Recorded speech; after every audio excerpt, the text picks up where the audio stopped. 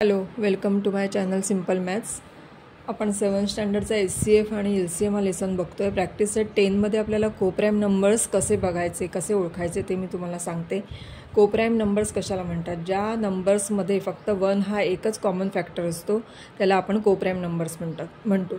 आता आपण एक एक्झाम्पल पाहूया।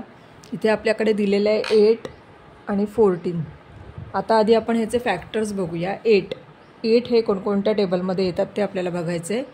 8 हे येतात 1, 2, 4 आणि 8 या टेबलमध्ये 8 हा नंबर येतो। आता 14 बघायचा आहे। 14मध्ये 1, 2, 7, 14।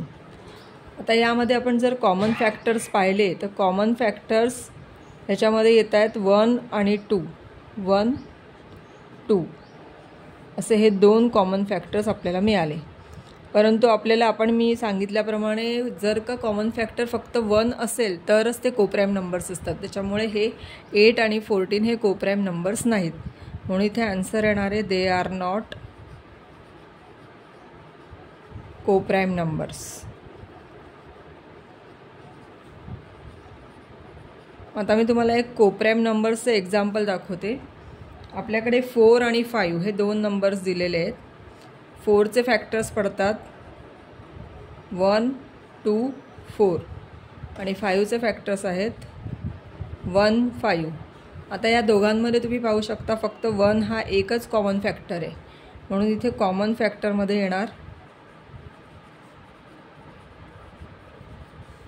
1। आता इथे कॉमन फॅक्टर फक्त 1 आहे म्हणून हे कोप्राईम नंबर्स आहेत, म्हणून इथे येणार आहे दे आर कोप्राईम नंबर्स।